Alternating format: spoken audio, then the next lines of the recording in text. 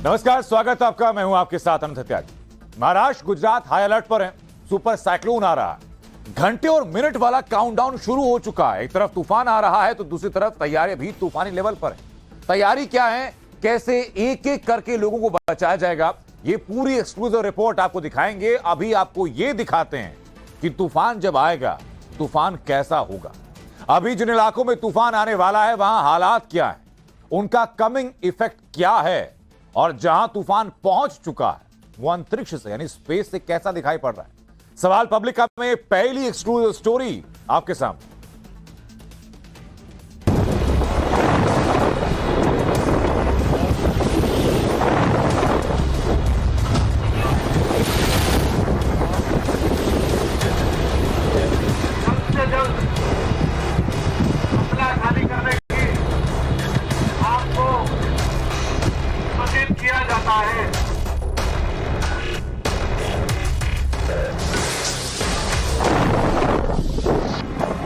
दिन के बाद अब घंटा, मिनट, फिर सेकंड आ जाएगा। काउंटडाउन जारी है जब महातूफान बिपरजॉय गुजरात के कच्छ से टकराएगा।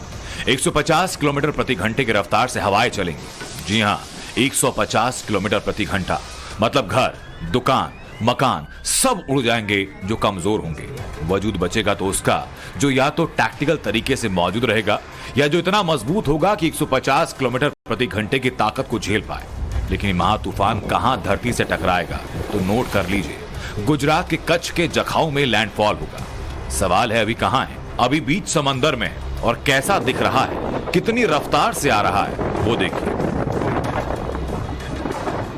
अमूमन हर जगह पर, हर कोने पर तेज हवाओं का जो रुख है वो देखने को मिलेगा। यहाँ तक कि पूरे जो बीच है वहाँ पर भी भले सन्नाटा दिख रहा है, आम जनता को यहाँ पर आने की इजाजत जो है वो नहीं दी जा रही है, लेकिन जो हवाओं का रुख है वो यहाँ पर काफी तेज हुआ पड़ा है। साफ तौर पर मुश्किलात जो है वो लोगों की बढ़ेंगी। बरसात जो है वो रह रह कर हो रही है, थोड़ी हो रही है, लेकिन बहुत ज्यादा भारी बारिश की आशंका फिलहाल मुंबई में नहीं है। लेकिन तेज हवाओं की वजह से काफी बड़ा जो नुकसान है वो लोगों को हो सकता है, ये हम जरूर बता सकते हैं। क्योंकि तैयारी के तौर पर यह है कि आईएमडी ने जो है वो गाइडलाइंस जो है वो लोगों को जारी की है। 150 किलोमीटर प्रति घंटे की रफ्तार से चलने वाली हवाओं की जद में जो आएगा वो कहां जाएगा। पेड़ जड़ से उखड़कर हवा में उड़ सकते हैं, कमजोर पेड़ गिर सकते हैं, स्टेप्स वाले मकान की छतें उड़ सकती हैं, झोपड़ी अगर है तो छप्पर उड़ने की आशंका है, मोबाइल टावर टूट सकते हैं, बिजली के पोल उखड़ सकते हैं, एनिमल शेड्स उड़ सकते हैं, मजबूत घरों में दरवाजे खिड़कियां टूट सकती हैं, छोटी गाड़ियां हवा में पलट सकती हैं, ट्रेन दुर्घटना की संभावना बढ़ सकती है, हवाई जहाज महातूफान में घिर सकता है, खड़ी फसलों को नुकसान हो सकता है, तेज हवाओं और बारिश से विजिबिलिटी लोएस्ट लेवल तक पहुंच सकती है। कितना गिनाएं, कितना बताएं, भगवान करे तूफान का रुख समंदर में मुड़ जाए। कई बार ऐसा हुआ, लेकिन ऐसा होता है तो उसके पीछे वजह होती है। कुछ सीन क्रिएट होते हैं। क्या वो सीन क्रिएट हो रहे हैं, इसका जवाब मिलेगा। लेकिन कुछ तस्वीरें देखिए, भयावह, भयंकर और खौफनाक।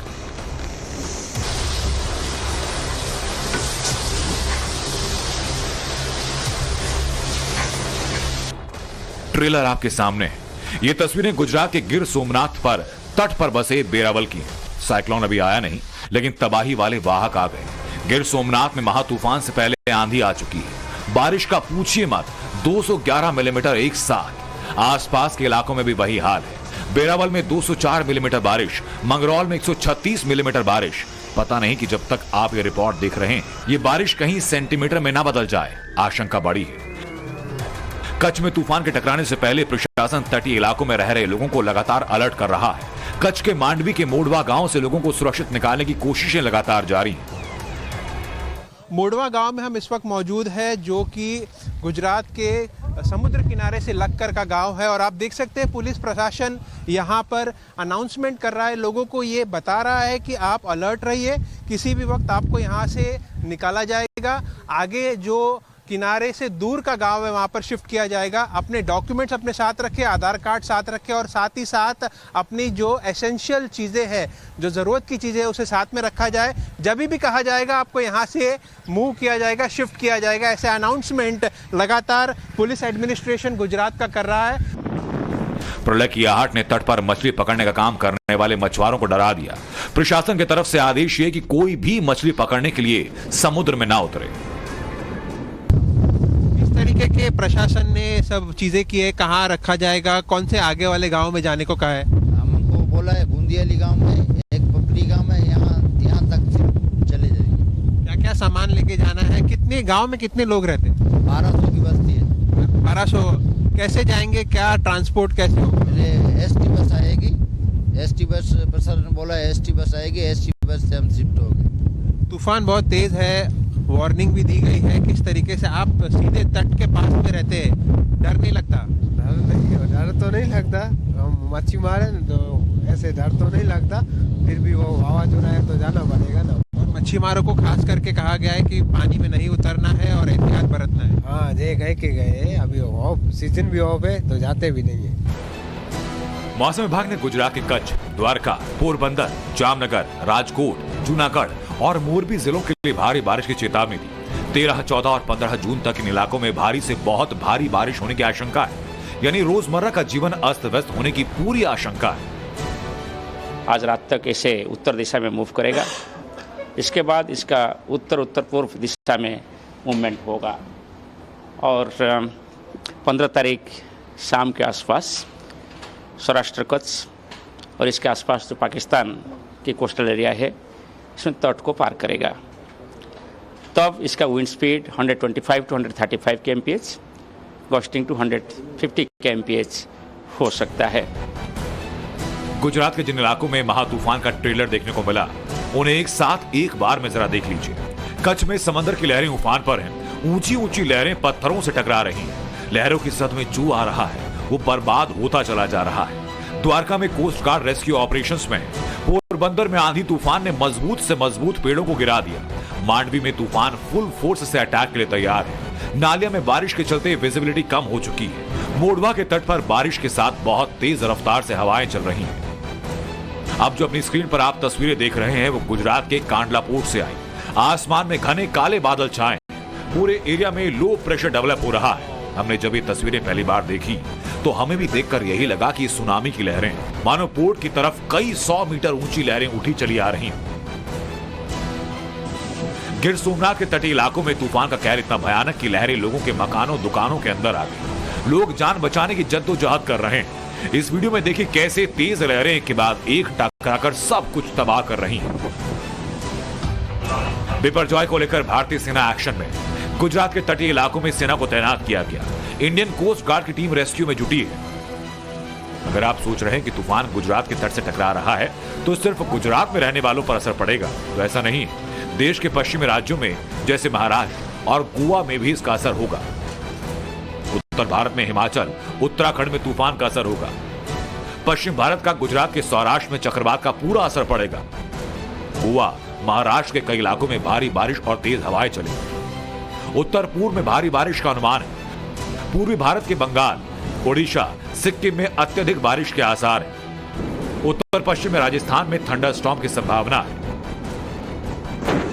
प्रशासन और तूफान बचाव में लगे लोगों ने आम लोगों से जो अपील की उसकी पूरी लिस्ट जरा देखिए। खाने पीने की चीजें स्टोर कर लें, गैस सिलेंडर स्टोर कर लें, फोन की बैटरी चार्ज कर लें, पावर बैंक घर में है तो चार्ज कर लें, लाइफ सेविंग ड्रग्स घर में रख लें, घर के आसपास पेड़ है तो सावधान रहें, बिजली के खंभों के नजदीक न जाएं, घर के बाहर हल्की चीजों को न छोड़ें, स्पेस्टस का घर है तो ठीक से बांध दें, बच्चों को घर में सेफ जगह पर रखें, घर के दरवाजे खिड़कियां ठीक से बंद कर लें, हेल्पलाइन नंबर्स की लिस्ट रखें, समंदर की तरफ भूल कर भी न जाएं, मछुआरे अपनी नाव सुरक्षित बांध कर रखें। हम इस वक्त बोढ़वा गांव में मौजूद है जो समुद्र के किनारे में स्थित है, मांडवी कच्छ में। इसे हाई अलर्ट पर रखा गया है। 1200 से लगभग ज़्यादा लोग इस गांव में रहते हैं। फिलहाल लोकल एडमिनिस्ट्रेशन ने यहां पर अनाउंसमेंट की है कि जब भी ज़रूरत पड़ेगी आप लोगों को तैयार रहना है। सभी को अपना आधार कार्ड और अपने जो इम्पोर्टेंट बिलोंगिंग्स है उसको लेकर के बस में बैठकर नज़दीक के गाँव में शिफ्ट किया जाएगा। दोपहर के बाद ये सब चीज़ें की जाएगी। अलर्ट मोड पे प्रशासन है। जिस तरीके से आप अनाउंसमेंट भी सुन सकते हैं, अनाउंसमेंट की जा रही है। बाजू में मस्जिद है, वहाँ से अनाउंसमेंट की जा रही है कि लोगों को सतर्क रहना है, अलर्ट रहना है और जब भी ज़रूरत पड़ेगी तब प्रशासन उनको यहाँ से मूव करेगा, उसके लिए तैयार रहना है। बिपरजॉय का असर महाराष्ट्र में भी देखने को मिल रहा है। मुंबई भीषण गर्मी झेल रहा था। बारिश की वजह से मुंबईकरों को गर्मी से राहत तो मिली, लेकिन मुंबई के बीच हाई अलर्ट पर है। मुंबई के फेमस टूरिस्ट स्पॉट जुहू बीच पर समंदरों की लहरों का मजा लेने आए सैलानियों को महंगा पड़ गया। बिपरजॉय तूफान और हाई टाइड की वजह से आज समंदर अपने उफान पर था। इस दौरान 5 लोग समुद्र में डूब गए, 2 को बचा लिया गया, जबकि 3 लोगों की डूबने से मौत हो गई। मछुआरों को साफ तौर पर हिदायत दी गई है कि वो पूरी तरह से साइक्लोन ढल जाने तक पानी की गहराई में नहीं जाएंगे। और इसी के साथ साथ अगर हम बात करें तो पूरी लोगों को ये भी कहा गया है कि तेज हवाएं चलेंगी और तेज हवाओं के चलते जो है समुद्र का जो लेवल है वो तो बढ़ा ही होगा, लेकिन इसी के साथ साथ पेड़ गिरने के भी खतरे जो है वो बढ़ सकते हैं। तस्वीरों के जरिए अगर मैं आपको दिखाना चाहूँ तो यहाँ पर आप नजर पहुंचा पाएंगे, जहां तक आपको बिष्ट दिखा पाए कि जो लेवल है समुद्र का वो इतना बड़ा है कि उफान पर है पानी। जिस जगहों पर लोग अमूमन बैठे नजर आते हैं वहां पर पानी के जो फव्वारे हैं वो इतनी ज्यादा ऊंचाई पर है। इसलिए सतर्क रहिए। अगर आप तटीय इलाकों में रहते हैं तो प्रशासन के निर्देशों का पालन कीजिए। महाराष्ट्र के पालघर के तटों पर भी धारा 144 लागू कर दी गई, लेकिन इसके बाद भी लोग घूमते फिरते नजर आ रहे हैं। तस्वीरें क्या है मैं आपको दिखाऊंगा। यहाँ पे कुछ लोग हैं, परिवार है, उनसे मैं बातचीत करता हूँ, पूछता हूँ भैया आप लोग कहाँ से आए हैं, यही के रहने वाले हैं या कहीं दूसरी जगह से आए? दूसरी जगह से। कहाँ से आए? पालघर। तो कैसा मौसम है यहाँ पे, हवा कैसी चल रही है? एकदम तेज। तो आपको पता है कि यहाँ पे धारा 144 लागू है और तूफान आने वाले? नहीं, ये खतरनाक हो सकता है समंदर में जाना? नहीं, बस हम लोग 5 मिनट नहीं कर रहे हैं। ये देखिए यहाँ पे परिवार के साथ में आए हैं, बच्चे हैं, महिलाएं हैं, यहाँ पे कुछ लोग हैं जो समंदर में भी जा गए हैं। आपको पता है जुहू में घटना घटी जहाँ पे कुछ लोग डूब गए तूफान की वजह से? नहीं। रत्नागिरी के पास अचानक से 5 सेकंड में लहर जो है मैडम वो तेज आ गई, सब कुछ बहा के ले गई। आपको जानकारी है तूफान की? नहीं। लगातार टीवी पे चल रहा है, मीडिया में चल रहा है, आप कुछ कहना चाहेंगे? तो देखिए ये अभी कुछ लोग हैं जो जाने अनजाने में यहाँ पर आए हैं और कई बार जो है ऐसे ही जो है ये हादसे हो जाते हैं, क्योंकि जब आप तूफान का वक्त है, इतना हाई अलर्ट घोषित किया गया है, धारा 144 लागू की गई है, लेकिन उसके बाद में भी जब लोग यहाँ पर जाने अनजाने में आते हैं और अचानक से लहर जब तेज हो जाती है तभी ये हादसे होते हैं। और आप ये आते हैं कुछ समय के आनंद के लिए, तेज हवा का मजा लेने के लिए, मौसम का आनंद उठाने के लिए, लेकिन यही मजा जो है कब सजा में बदल जाए ये कहना मुश्किल होता है। और हमने यही देखा है कम से कम। मुंबई एयरपोर्ट अथॉरिटी भी मौसम के बदले मिजाज पर नजर बनाए ताकि उड़ान पर होने वाले असर को कम किया जा सके। साथ ही यात्रियों से अपील की वो अपनी एयरलाइन के संपर्क में रहें ताकि उन्हें फ्लाइट के संबंध में उचित जानकारी मिल सके। खराब मौसम के चलते मुंबई एयरपोर्ट का रनवे 9/27 कुछ समय के लिए बंद करना पड़ा, जिसके चलते यात्रियों को कई घंटों लंबा इंतजार करना पड़ा, पर दुर्घटना से देर भली। अगर 150 किलोमीटर प्रति घंटे की रफ्तार वाले सुपर साइक्लोन में फ्लाइट उड़े तो हर तरह के हादसे का खतरा है। शक्तिशाली तेज हवाओं की वजह से विमान का बैलेंस पूरी तरह से बिगड़ सकता है और क्रैश लैंडिंग हो सकती है। हवा के चलते विमान के विंग्स को भारी नुकसान पहुंच सकता है, जिनकी वजह से प्लेन क्रैश हो सकता है। विजिबिलिटी खराब होने के चलते पायलट के सामने अंधेरा और गहरे घने बादल होते हैं, जिनकी वजह से प्लेन के डायरेक्शन पता लगाने में चूक हो सकती है। अगर कोई विमान समुद्र के ऊपर से उड़ रहा है तो लो प्रेशर और टेंशन की वजह से दुर्घटना के चांस बहुत बढ़ सकते हैं। हवाई सफर के अलावा इस विकराल चक्रवात ने रेल रूट पर असर डाला। एहतियात के तौर पर पश्चिम रेलवे ने 67 ट्रेनों को अब तक रद्द कर दिया।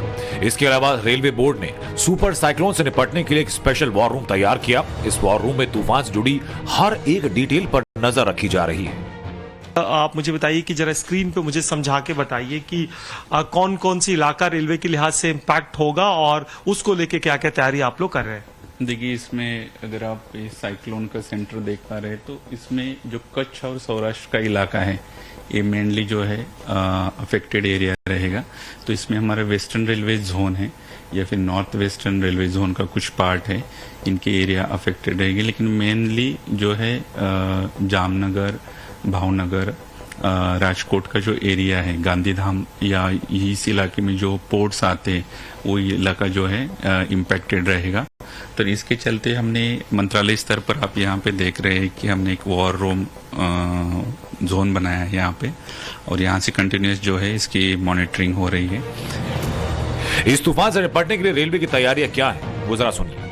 विंड की जो वेलोसिटी है वो हम मेजर कर रहे हैं और 50 के ऊपर विंड की वेलोसिटी जाती है तो उसमें कुछ नॉर्म सेट है उसके हिसाब से डिसीजन ले रहे हैं कि ट्रेन को कहाँ रेगुलेट करना है और कहाँ कैंसिल करना है, और उसकी पूरी की पूरी इंफॉर्मेशन अनाउंसमेंट के जरिए या फिर प्रेस विज्ञप्ति है मीडिया के जरिए हम सोशल मीडिया के थ्रू लोगों तक जो है दे रहे हैं। और दूसरी बात है कि जो हमारी टीम है उनको भी आदेश दिए हैं कि जो हमारे डीजल लोकोमोटिव्स है उसका भी सफिशिएंट स्टॉक अपने पास रखें। अब तक हमने आपको सुपर साइक्लोन बिपरजॉय की अलग अलग तस्वीरें दिखाई। तस्वीरों से साफ है कि कितना विनाशकारी हो सकता है और 15 जून का दिन पश्चिमी तटीय इलाकों के लिए कितना भारी होने वाला है। हमने आपको तट, टूरिस्ट इलाके, सड़क, जहाज, हर जगह से तूफान के भयानक विजुअल्स दिखाए। अब दिखाते हैं आपको कि बिपरजॉय स्पेस से कैसा दिखता है। धरती से 408 किलोमीटर ऊपर इंटरनेशनल स्पेस स्टेशन ने इन तस्वीरों को रिकॉर्ड किया। एस्ट्रोनॉट सुल्तान अल नयादी ने ये वीडियो अपने कैमरे से रिकॉर्ड किया। ये तूफान जितना भयानक जमीन से दिखाई दे रहा है उतना ही भयानक अंतरिक्ष से भी। सोचिए, जमीन से 408 किलोमीटर ऊपर से भी ये सुपर साइक्लोन इतनी क्लैरिटी के साथ नजर आ रहा है। सफेद फोम जैसा या बादल जैसा दिखने वाला नजारा दरअसल कई 100 मीटर ऊंची लहरें जो लगातार तेज रफ्तार के साथ भारत से टकराने वाली है। इस तूफान ने अब तक जो तबाही मचाई वो सिर्फ ट्रेलर है। 45 घंटे बाद जब ये तूफान गुजरात से टकराएगा तो आफत कैसी आएगी ये देखने वाली होगी। पर तब तक अगर आप इस साइक्लोन की जद में रहते हैं तो बहुत एहतियात बरतें और बहुत सावधानी रखें। मुंबई से शिवानी मिश्रा, पालघर से राकेश त्रिवेदी और मांडवी से अभिषेक अवस्थी के साथ bureau report, times now Bharat.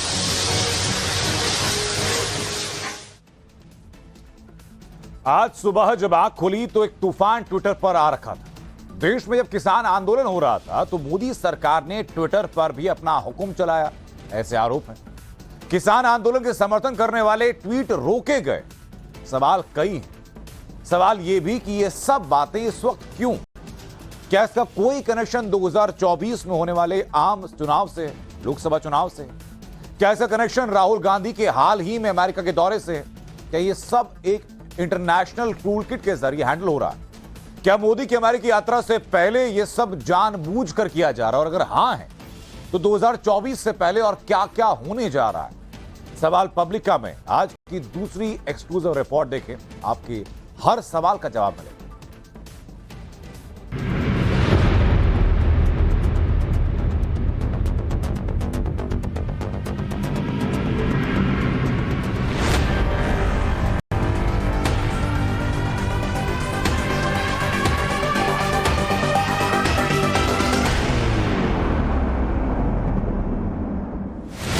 लगभग 9 करोड़ ट्विटर फॉलोअर वाले भारत के प्रधानमंत्री नरेंद्र मोदी को लेकर कांग्रेस ने तूफान खड़ा कर दिया, क्योंकि ट्विटर के पूर्व सीईओ जैक डॉर्सी ने मोदी सरकार पर दबाव बनाने का एक सनसनीखेज आरोप लगाया। जैक डॉर्सी के आरोप क्या है, इसे सुनने से पहले जरा कांग्रेस की ये तीखी प्रतिक्रिया सुनिए। तानाशाह का असली चेहरा सामने आ गया। सॉरी, तानाशाह का असली चेहरा सामने आ गया। तानाशाह का मुझे लगता है अगर आप गूगल में डालिए तो शायद ये चेहरा सामने आता है। अब इनको पीछे करते हुए ये चेहरा सामने आने लगा है, लेकिन ये तानाशाह डरपोक है। नाटकीयता से भरे कांग्रेस के इन आरोपों को ध्यान से समझने की कोशिश कीजिए। मोदी को हिटलर से बड़ा तानाशाह घोषित करने की बेसब्री का डेमोन्स्ट्रेशन आपने देख लिया। कांग्रेस की इस प्रतिक्रिया का जैक डॉर्सी के आरोपों से कनेक्शन जानने से पहले प्रधानमंत्री नरेंद्र मोदी का यह बयान सुनिए। देशवासियों से क्षमा मांगते हुए सच्चे मन से और पवित्र हृदय से कहना चाहता हूं कि शायद हमारी तपस्या में ही कोई कमी रही होगी, जिसके कारण दिए के प्रकाश जैसा सत्य कुछ किसान भाइयों को हम समझा नहीं पाए। मैं आपको, पूरे देश को ये बताने आया हूं कि हमने 3 कृषि कानूनों को वापस लेने का, रिपील करने का निर्णय लिया है। 19 नवंबर 2021 प्रधानमंत्री ने कृषि कानूनों को वापस लेने का ऐलान किया। कृषि कानूनों की बहस अपनी जगह, आज ये बहस दोबारा छेड़ने की जरूरत नहीं, लेकिन एक नई बहस जैक डॉर्सी के आरोपों से खड़ी हुई। बहस वही लोकतंत्र की, बहस वही अभिव्यक्ति की आजादी की। जैक डॉर्सी ने विदेशी न्यूज चैनल से बातचीत में दावा किया कि मोदी सरकार ने कृषि कानूनों के विरोध में डाले गए ट्वीट हटाने को लेकर न सिर्फ दबाव डाला, बल्कि भारत में ट्विटर की दुकान बंद करने का अल्टीमेटम दिया। Had many requests of us around the farmers' protest, around particular journalists that were critical of the government, and it manifested in ways such as we will shut Twitter down in India, which is a very large market for us. Twitter के पूर्व CEO का बयान भलाना था कि मानो राहुल गांधी की कांग्रेस को oxygen मिल गया। लंदन से अमेरिका तक राहुल गांधी ने घूम घूम कर दावा किया कि भारत में लोकतंत्र का गला घोटा गया। जैक डॉर्सी के बयान के बाद कांग्रेस का एक और सूचना युद्ध मोदी सरकार के खिलाफ शुरू हो गया। इस सूचना युद्ध में विपक्ष के और दल भी कूद पड़े। समाजवादी पार्टी के प्रमुख अखिलेश यादव ने ट्वीट किया कि वैश्विक स्तर पर स्वतंत्र अभिव्यक्ति के मंच ट्विटर पर जब तक बीजेपी सरकार दबाव डाल सकती है तो देश के मीडिया का क्या कहना। दुनिया भर में देश की छवि खराब करने के लिए बीजेपी सरकार भारत देश से माफी मांगी। टीएमसी ने इस बयान पर अपने ट्वीट में युगांडा के तानाशाह ईदी अमीन का एक कथित बयान लिख डाला। बोलने की आजादी है, लेकिन मैं बोलने के बाद आजादी की गारंटी नहीं दे सकता।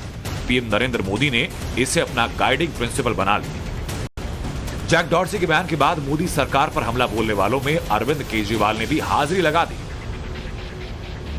सर, एक खबर आई है ट्विटर से जुड़े पूर्व अधिकारी ने बयान दिया है कि किसान आंदोलन के समय वो ठीक नहीं था। मतलब देश के अंदर अगर कोई किसान आंदोलन को रोकने की अगर कोशिश की गई तो ये तो गलत बात है।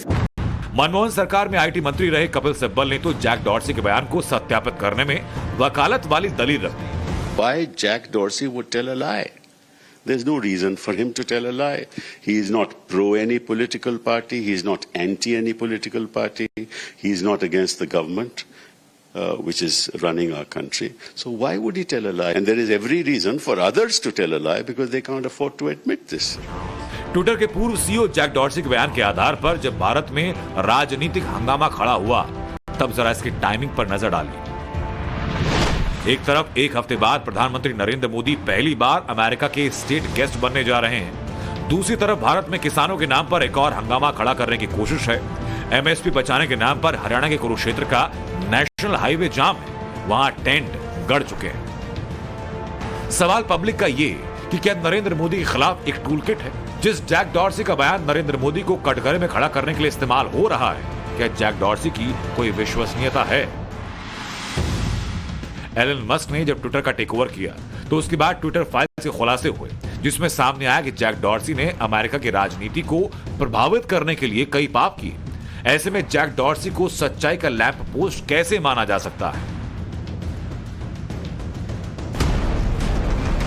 जिस किसान आंदोलन को दबाने के लिए ट्विटर पर दबाव डालने के आरोपों की मिसाइल जैक डॉर्सी ने लॉन्च की, अब जरा उसका सच जानिए। कृषि कानूनों के खिलाफ भारत के कुछ किसान संगठन आंदोलन कर रहे थे।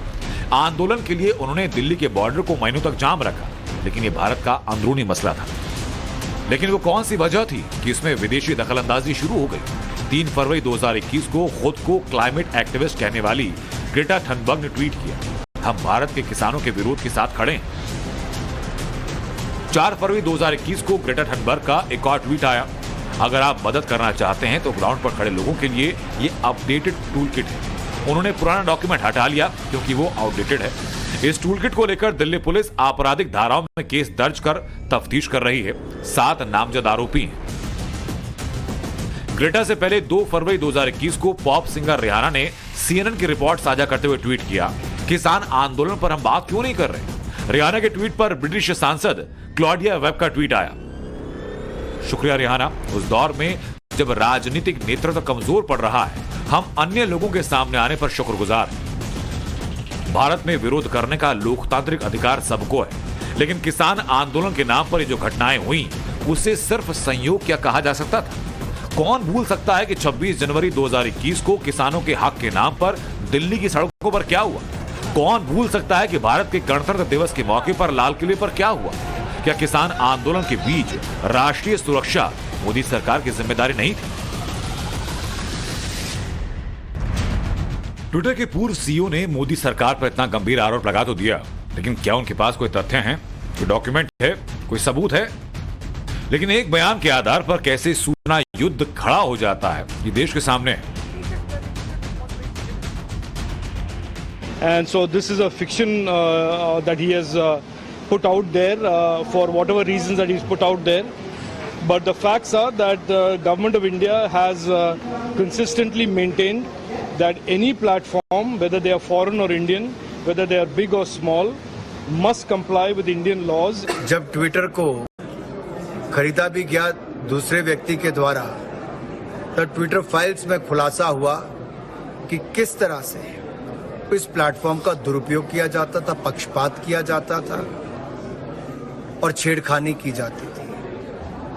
और ये मैं नहीं कहता, ये ट्विटर फाइल्स में आया है। उस पे जैक डॉर्सी आज तक कोई जवाब नहीं दे पाए। जैक डॉर्सी ने एक बयान देकर अपना काम कर दिया और अब जब 2021 के किसान आंदोलन वाले राकेश टिकैत एमएसपी के बहाने कुरुक्षेत्र में डटे हैं, तो उन्होंने भी जैक डॉर्सी के बयान को सत्यापित कर दिया। ये सनद है कि सत्यापन भी बिना आंकड़ों के है, बिना सबूतों के है। जो अपने लोग जो चलाते थे तो उनके अकाउंट बंद होते थे और ये जानकारी हुई थी कि भारत सरकार प्रेशर डाल रही है कि ये बंद हो।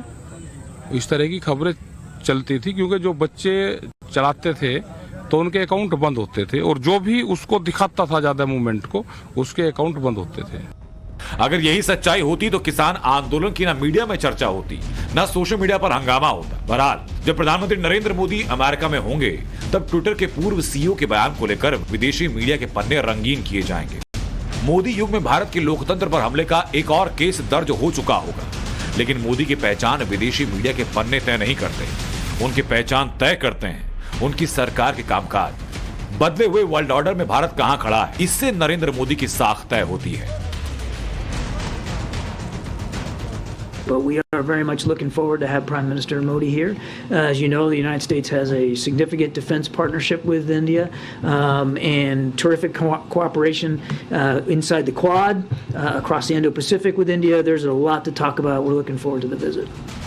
अमेरिका में नरेंद्र मोदी का पलक पावड़े बिछाकर इंतजार हो रहा है। टाइम्स नाउ नवभारत के editor in chief Nykaa Kumar और कंसल्टिंग एडिटर सुशांत सिन्हा इस दौरे की कवरेज के लिए अमेरिका में मौजूद होंगे। मोदी के दौरे पर टाइम्स नाउ नवभारत सबसे सटीक और पल पल की जानकारी आप तक पहुंचाएगा।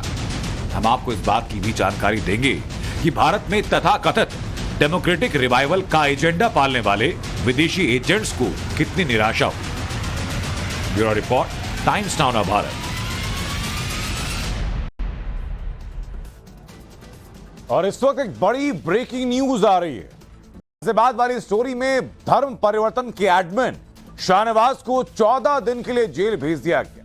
इससे पहले पूरे दिन उससे पूछताछ हुई। शाहनवाज से पूछताछ को साधारण मत समझे, बहुत राज हैं उसके अंदर, बहुत सीक्रेट छिपा रखे हैं उसने। इंटरनेशनल रैकेट का मोहरा है वो और ऐसा आरोप है, सब पूछा जा रहा है। खबर है कि वो बता भी रहा है, लेकिन जैसे जैसे वो नाम उगल रहा है, यूपी के कई मौलानाओं की बेचैनी बढ़ रही है। और यहां एक बात साफ कर देना बहुत जरूरी कि सभी मौलाना नहीं, बल्कि कुछ मौलाना, सारे मौलाना एक जैसे नहीं होते भाई।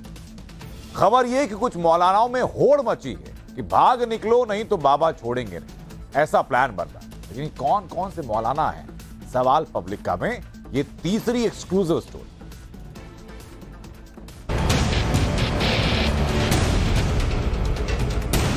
हमने अतिथि देवो भव के भाव को सदैव प्राथमिकता दी है, लेकिन अगर कोई इसका दुरुपयोग करके आज जनसांख्यिकी परिवर्तन करने का प्रयास करेगा तो फिर स्वाभाविक रूप से उसका भुक्तभोगी भी उसको बनना ही पड़ेगा। करीब 4 महीने पहले जिस महाराष्ट्र के जलगांव से योगी ने धर्म परिवर्तन करने वालों को चेतावनी दी, उसी महाराष्ट्र के अलीबाग से धर्म परिवर्तन कराने वाले एक मास्टरमाइंड को गिरफ्तार करके 1500 किलोमीटर दूर गाजियाबाद लाया जा चुका है। नाम है शाहनवाज बद्दू। आरोप ये कि नाबालिग बच्चों को गेमिंग ऐप के जाल में फंसाकर सिर्फ मुंब्रा में ही शाहनवाज करीब 400 बच्चों का धर्म परिवर्तन करा चुका है। लेकिन यूपी में तार कहां तक फैले, शाहनवाज के रैकेट में कौन कौन है, महाराष्ट्र से गाजियाबाद कैसे बिछाया गया कन्वर्जन का जाल, अब ये खुलेंगे सारे राज। क्योंकि नाबालिग बच्चों के धर्म परिवर्तन की ये फाइल अब यूपी के सीएम आदित्यनाथ योगी की टेबल पर पुलिस के सवालों की लिस्ट तैयार है। सबसे बड़ा सवाल ये कि गेमिंग जिहाद का मास्टरमाइंड कौन है, किसके निशाने पर हिंदू नाबालिग बच्चे हैं। योगी की पुलिस इस बारे में जानकारी हासिल कर इस पूरे नेक्सस पर अटैक की तैयारी में है।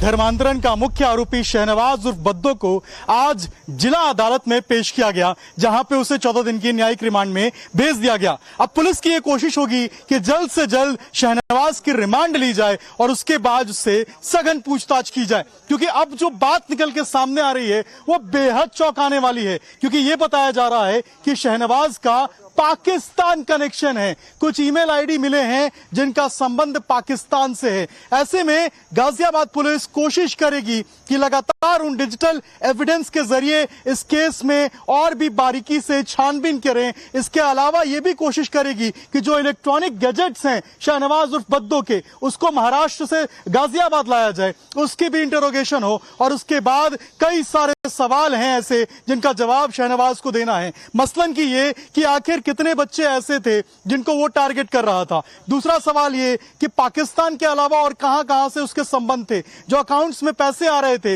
वो कहां से आ रहे थे, इसके अलावा और कौन-कौन से लोग हैं, क्या ये सिर्फ एक मोहरा है, मास्टरमाइंड कौन है।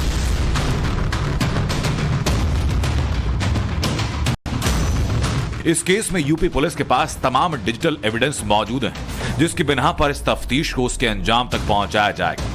लेकिन इसी बीच सूत्रों से बड़ी खबर ये कि धर्म परिवर्तन के इस रैकेट में कुछ और मौलाना भी शामिल हो सकते हैं। पुलिस के एक्टिव होने के बाद यूपी से कई मौलाना गायब होने की फिराक में हैं। और ये सब इसलिए क्योंकि धर्म परिवर्तन की इस पूरी फाइल को योगी ने पढ़ लिया। धर्मांतरण को लेकर योगी कितने सख्त हैं, इसे शायद बताने की जरूरत नहीं। योगी एक बार नहीं बल्कि कई बार धर्मांतरण गैंग को चेतावनी दे चुके हैं।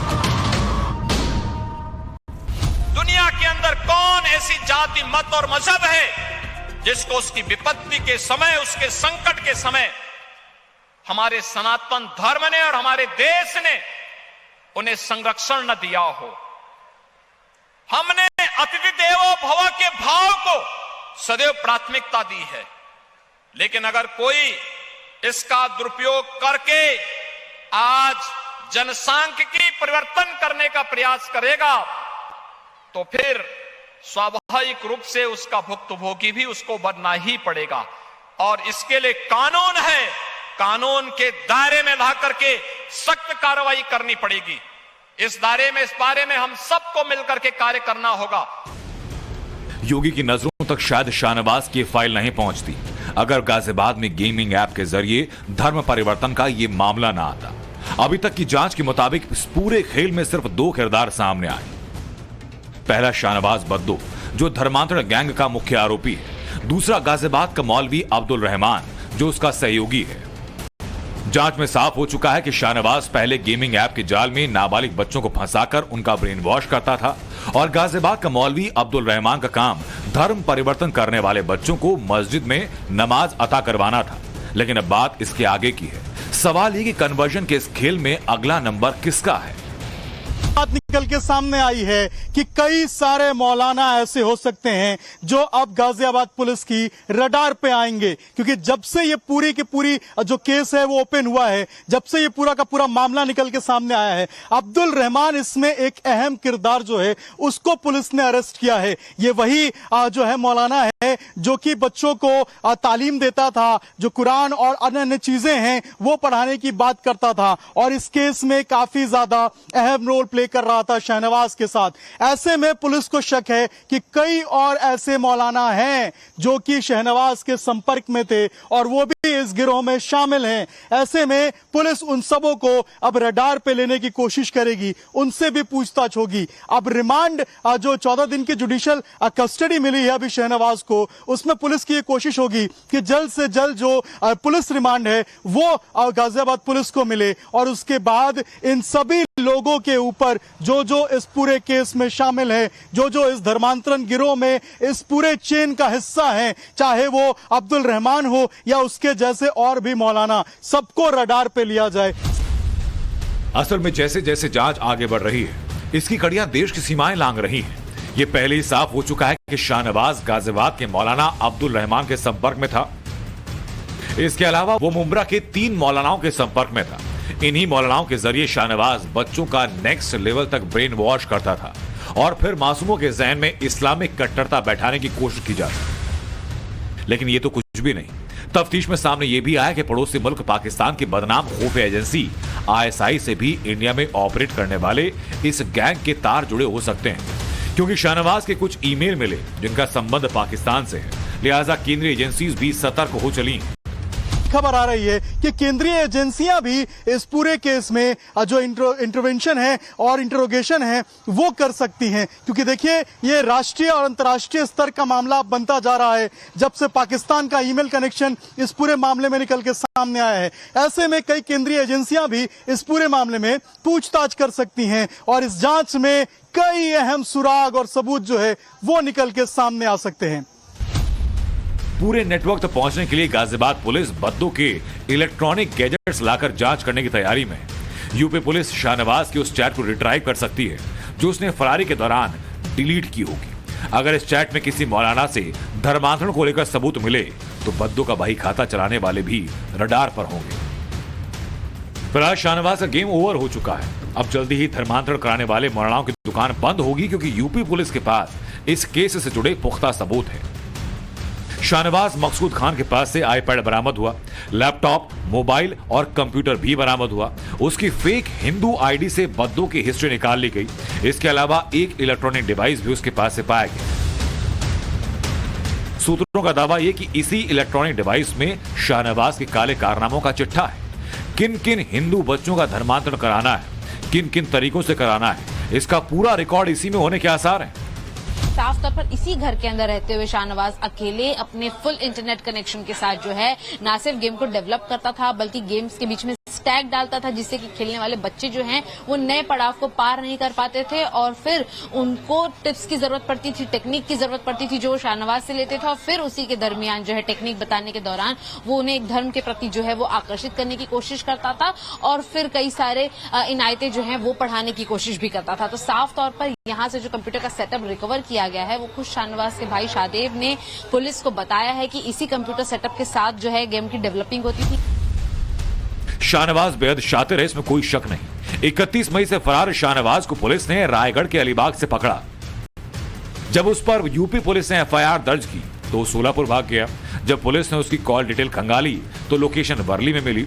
पुलिस वर्ली पहुंची तो रायगढ़ भाग गया, जिसके बाद वहां अलीबाग के लॉज से गिरफ्तारी हुई।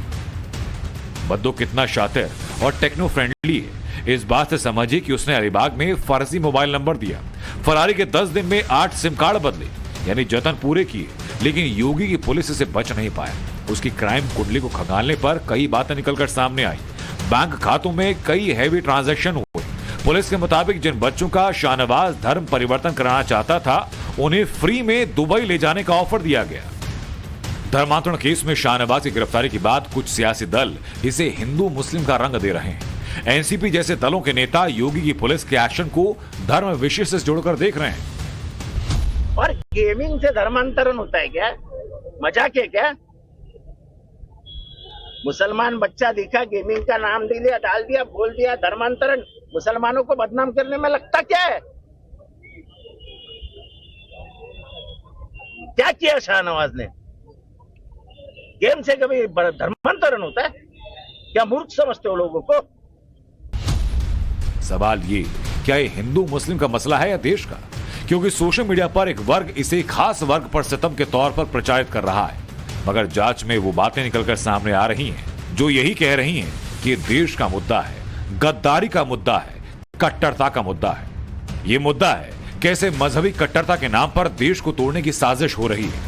लेकिन हैरानी की बात यह कि जो लोग गंगा जमनी तहजीब पर व्याख्यान देते थकते नहीं, उनके मुंह से इस पर एक शब्द नहीं निकल रहा। मुंबई से शिवानी मिश्रा और दिल्ली से अभिषेक राज के साथ bureau report, times now Bharat. तो गुजरात में ताकत और तूफान बिपरजॉय का लैंडफॉल होने वाला, उसका असर दिखना शुरू हो चुका है, लेकिन उससे निपटने में कोई कसर नहीं छोड़ी जा रही। कमान खुद प्रधानमंत्री नरेंद्र मोदी के हाथ में है। उनके डिजास्टर मैनेजमेंट की दुनिया कायल है, क्योंकि तुर्की से लेकर नेपाल तक हर कोई जानता है कि मोदी डिजास्टर मैनेजमेंट के मास्टर। और इस बार भी उन्होंने तूफान की दस्तक से पहले ऐसे कई कदम उठा लिए जिनसे जान माल का नुकसान काफी कम या फिर ना के बराबर होने की उम्मीद। क्या मोदी का डिजास्टर मैनेजमेंट है? इस रिपोर्ट के जरिए दिखाते हैं।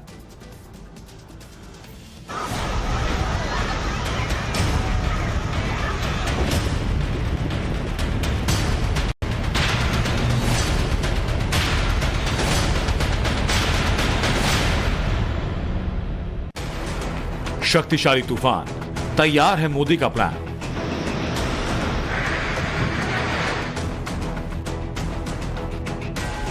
बिपरजॉय की ताकत मोदी के आगे पस्त।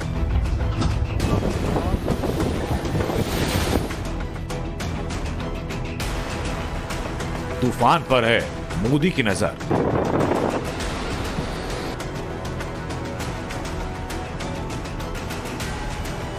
मोदी का डिजास्टर मैनेजमेंट। गुजरात की तरफ बढ़ रहे ताकतवर तूफान का सामना करने के लिए प्रधानमंत्री नरेंद्र मोदी की टीम तैयार है। जिस तेजी से महा तूफान आगे बढ़ रहा है, उसी तेजी से मोदी डिजास्टर मैनेजमेंट में जुटे हैं। तूफान से निपटने के लिए मोदी मैदान में उतर चुके हैं। जैसे ही अरब सागर से उठा तूफान तेज रफ्तार में आगे बढ़ा, वैसे ही मोदी भी सुपर एक्शन मोड में आ गए। दिल्ली में तुरंत बिपरजॉय को लेकर पीएम ने समीक्षा बैठक बुलाई। बैठक में गृह मंत्री अमित शाह, एनडीआरएफ के अधिकारी शामिल हुए। चर्चा इस बात पर हुई कि महा तूफान का सामना करने के लिए हमारी तैयारियां क्या हैं। हालांकि प्रधानमंत्री का डिजास्टर मैनेजमेंट का अनुभव काफी पुराना, इस बार भी उनके अनुभव का इस्तेमाल करते हुए गुजरात के द्वारका से 1300 लोगों को सुरक्षित ठिकानों पर शिफ्ट कर दिया गया। आपदाओं की फ्रीक्वेंसी भी बढ़ी है और आपदाओं की तीव्रता भी बढ़ी है, तो हमने हमारी तैयारियों को इसके साथ ज्यादा पैनिक करनी पड़ेगी। महा तूफान की दशा, उनकी दिशा, उसके रफ्तार पर पीएम मोदी पल पल नजर बनाए। उनको तूफान से होने वाले नुकसान का अंदेशा है, लेकिन वो जानते हैं कि इस नुकसान को कम कैसे करना है। 10 मार्च 2023 को दिल्ली के विज्ञान भवन में हुए कार्यक्रम में उन्होंने इस बात का जिक्र भी किया था। ये सही है कि हम प्राकृतिक आपदा को रोक नहीं सकते, लेकिन हम उस आपदा से नुकसान कम से कम हो, इसके लिए व्यवस्था तो जरूर बना सकते हैं। अरब सागर से उठे बिपरजॉय तूफान से निपटने की तैयारियों की पीएम खुद मॉनिटरिंग कर रहे हैं। कई बड़े अधिकारियों और मंत्रियों को भी मैदान में उतारा जा चुका है। किसी भी लेवल पर लापरवाही की गुंजाइश नहीं, क्योंकि सवाल हजारों लोगों की जिंदगी का है और प्रधानमंत्री नरेंद्र मोदी के लिए हर जान की कीमत बराबर है। ये उनके डिजास्टर मैनेजमेंट का ही पार्ट, जिसका वो पहले भी कई बार जिक्र कर चुके हैं। बचाव और राहत कार्य अगर समय रहते शुरू होगा तो जीवन की क्षति को हम कम कर सकते हैं। दूसरा, टेक्नोलॉजी का उपयोग करते हुए हमें हर घर, हर गली को लेकर रियल टाइम रजिस्ट्रेशन मॉनिटरिंग की व्यवस्था बनानी होगी। बिपरजॉय तूफान से निपटने की जंग में मोदी एक्शन में आए तो उसका असर दिखा। महाराष्ट्र और गुजरात के जिन तटीय इलाकों से तूफान टकराएगा, वहां एनडीआरएफ के जवान वक्त से पहले मुस्तैद हो गए। अधिकारियों की बड़ी फौज लोगों को राहत शिविरों में ले जाने के लिए पहुंच गई। ऐसा नहीं कि गुजरात है तो मोदी ज्यादा ध्यान दे रहे हैं, वो देश के हर राज्य की आपदा को पूरी गंभीरता से लेते हैं। करीब 4 साल पुरानी बात है। 25 अप्रैल 2019 से 4 मई 2019 के बीच ओडिशा और बंगाल के तट से फानी तूफान टकराया था। ओडिशा में तूफान ने तबाही मचाई, लेकिन उसके बंगाल पहुंचने से पहले मोदी एक्शन में आ गए। लोगों को रेस्क्यू कर लिया गया, कई इलाके खाली करवा दिए गए। मोदी के डिजास्टर मैनेजमेंट की खासियत यही कि तूफान कितना भी शक्तिशाली क्यों ना हो, वो तबाही मचाने से पहले खुद तबाह हो जाता है। पॉलिटिक्स के मास्टर माने जाने वाले मोदी डिजास्टर मैनेजमेंट में भी पारंगत है। उनका जरा बयान सुनिए, आपको अंदाजा होगा कि हम ऐसा क्यों कह रहे हैं। डिजास्टर मैनेजमेंट को मजबूत करने के लिए रिकॉग्निशन और रिफॉर्म बहुत जरूरी है। रिकॉग्निशन का मतलब यह समझना है कि आपदा की आशंका कहां है और भविष्य में वो कैसे घटित हो सकती है। रिफॉर्म का मतलब है कि हम ऐसा सिस्टम विकसित करें जिससे आपदा की आशंका कम हो जाए। पीएम मोदी की इसी सोच की वजह से देश भर में आई प्राकृतिक आपदाओं में होने वाले जान माल के नुकसान के आंकड़ों में कमी आई। ये बात हम यूं ही नहीं कर रहे, जरा आंकड़ों पर नजर डालिए। साल 2018 में ओडिशा में तूफान से 77 लोगों की मौत हुई, जबकि 2019 में 64 लोगों ने अपनी जान गंवाई। साल 2020 में सिर्फ 3 लोगों की मौत की खबर आई, जबकि 2021 में केवल 1 जान हानि हुई। 2022-2023 में अब तक ओडिशा में तूफान से किसी की मौत की खबर नहीं। आंकड़े गवाही दे रहे हैं कि मोदी का डिजास्टर मैनेजमेंट पिछले कुछ सालों से कामयाब रहा। जिस राज्य में भी प्राकृतिक आपदा आई, प्रधानमंत्री ने मोर्चा संभाला और जान माल के नुकसान को कम कर दिया। अब आपको सिलसिलेवार तरीके से बताते हैं कि पीएम मोदी ने अपने आपदा प्रबंधन के कौशल की वजह से किन बड़े बड़े तूफानों को मात दी। मई 2020 में बंगाल की खाड़ी में अम्फन तूफान ने रफ्तार पकड़ी, बंगाल में दस्तक दी। वहां भी मोदी के एक्शन प्लान की वजह से तूफान के नुकसान को कम कर दिया गया। मई में ही अंडमान निकोबार में यास तूफान ने दस्तक दी। इसकी खबर भी वक्त रहते मिल गई, इसलिए जितने नुकसान की आशंका थी उससे काफी कम नुकसान हुआ। जून 2020 में अरब सागर से उठा निसर्ग तूफान गुजरात के तट से टकराया, वहां भी मोदी की डिजास्टर मैनेजमेंट ने दम तोड़ दिया। दिसंबर 2021 में जवाद नाम का तूफान अंडमान निकोबार से टकराया, लेकिन पीएम के एक्शन प्लान ने तूफान के मंसूबों को पानी में मिला दिया। मोदी सिर्फ अपने विरोधियों को ही पस्त नहीं करते, बल्कि देश पर और देश के नागरिकों पर आने वाली हर आपदा से निपटने के लिए तैयार रहते हैं। उनके पास हर समस्या का फुल प्रूफ प्लान है और ये उन्होंने अपने राजनीतिक जीवन में अलग अलग अनुभवों से सीखा। प्रधानमंत्री को डिजास्टर मैनेजमेंट का सबसे बड़ा अनुभव उस वक्त हुआ जब वो गुजरात के मुख्यमंत्री थे। 2001 में भूकंप आया, वही थी मोदी की अग्नि परीक्षा। मोदी ने कुछ ही वक्त में गुजरात को फिर खड़ा कर दिया। इतना ही नहीं, उस भूकंप से सबक लेते हुए उन्होंने देश को एक दिशा दी। कच्छ में भूकंप आने के बाद गुजरात पहला ऐसा राज्य था जिसने Gujarat state disaster management act बनाया। इसी एक्ट के आधार पर साल 2005 में केंद्र सरकार ने भी डिजास्टर मैनेजमेंट एक्ट का निर्माण किया। इसके बाद ही भारत में नेशनल डिजास्टर मैनेजमेंट अथॉरिटी बनी। जिस नेशनल डिजास्टर मैनेजमेंट अथॉरिटी का जिक्र पीएम ने किया, वो देश में आपदा प्रबंधन की सबसे बड़ी संस्था है। उसके पीछे भी मोदी का विजन था, आपदा में अवसर। ये बात तो आपने प्रधानमंत्री के मुंह से कई बार सुनी होगी। मतलब ये भी कि जब आपदा आए तो लोगों को बचाने के अवसर खोजे जाए। अब जरा इन तस्वीरों को देखिए। ये साल 2020 के मई महीने की तस्वीरें हैं।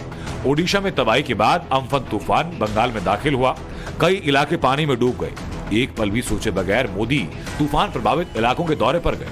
हेलीकॉप्टर से पूरे इलाके का सर्वे किया। सर्वे के दौरान एक हाथ में मैप और टैब को लेकर इलाके की जानकारी लेते रहे। तो ऐसा नहीं कि बिपरजॉय तूफान गुजरात से टकराता है तो मोदी एक्टिव हो गए। प्राकृतिक आपदाओं से निपटने के लिए मोदी हमेशा एक्टिव मोड में रहते हैं। उन्होंने इस मुद्दे पर न सिर्फ दिल्ली में हाई लेवल बैठक की, बल्कि देर रात गुजरात के मुख्यमंत्री भूपेंद्र पटेल से बात की। प्रधानमंत्री ने गुजरात के सीएम को हर संभव मदद का भरोसा दिया। भारत सरकार, state government, air force, navy, coast guard, disaster management की टीम सब आपस में कोऑर्डिनेशन करके इस साइक्लोन की कम से कम इफेक्ट हो, एनिमल और ह्यूमन कैजुअलिटी कम हो, उसको ध्यान में रखते हुए number of type of action लिया गया है। केंद्र के साथ गुजरात सरकार भी मैदान में उतर चुकी है, लेकिन तूफान से निपटने की कमान प्रधानमंत्री मोदी के हाथ में है, क्योंकि वही हैं जो जानते हैं कि प्राकृतिक आपदाओं से वक्त रहते निपटने की असली तकनीक क्या है। कई बार वो इस बात को साबित कर चुके हैं। अब बिपरजॉय आ रहा है पूरी रफ्तार के साथ, तबाही मचाने की मंशा से, लेकिन मोदी के नेतृत्व में पूरी टीम तैयार है। इसलिए डरने की नहीं, सावधान रहने की जरूरत है। ये तूफान भी मोदी के डिजास्टर मैनेजमेंट के आगे टिक नहीं पाएगा। Bureau report, times now Bharat. और फिलहाल रुकेंगे ब्रेक के लिए। ब्रेक के उस पार लौटेंगे और दिखाएंगे आपको कि देखेगा नवभारत जीतेगा भारत शो के विजेता कौन कौन।